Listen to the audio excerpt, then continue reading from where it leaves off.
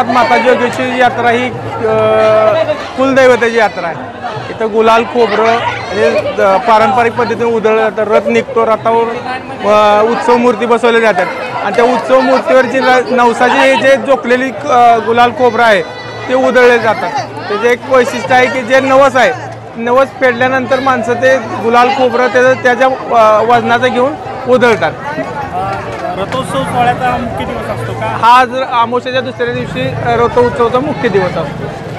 ही परंपरा काय आहे की हे वजनातून तागड्यातून वजन केलं जातं, हे नेमकं काय कसं नवस? सिद्धनाथ माता जोगेश्वरीला नवस बोललं जातं। त्या नवसाच्या ह्यानुसार मी गुलाल खोबऱ्यात जोखीन, मुलगा झाला किंवा मुलाला काय अडचण असेल किंवा व्याधी असेल त्याचं दूर होऊ दे किंवा प्रापंचिक अडचणी असू द्या त्या दूर होऊ दे, याच्यासाठी नवस बोलला जातो। तो नवस ते झाल्यानंतर दुसऱ्या वर्षी ते नवस फेडलं जातं।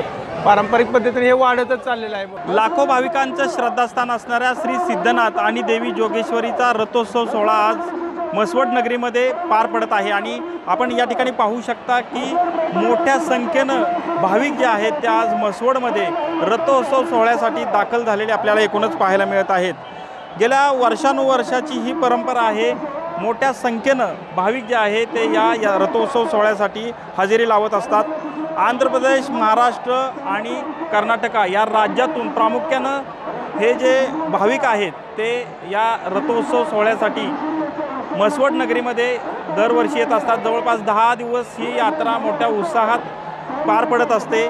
या निमित्तानं मोठं नियोजन जे आहे ते म्हसवड नगरीमध्ये या भाविकांसाठी केलं जात असतं। मोठा पोलीस बंदोबस्त देखील या यात्रेच्या निमित्तानं या ठिकाणी आपल्याला पाहायला मिळत आहे आणि जवळपास आत्ता सध्या 4 लाखाहून अधिक भाविक जे आहेत ते या म्हसवड नगरीमध्ये सध्या दाखल झालेले आहेत आणि हा रथ जो आहे तो या ठिकाणाहून पूर्ण गावाला प्रदक्षिणा या रथाच्या माध्यमातून देवाची घातली जाते आणि त्यानंतर ही यात्रा संपन्न होत असते। या निमित्तानं दरवर्षी नवस फेडण्यासाठी भाविक जे आहेत ते मोठ्या संख्येनं या म्हसवड नगरीमध्ये येत असतात। कॅमेरामन तुषार जाधवसह संतोष नलावडे, TV9 मराठी, म्हसवड, सातारा।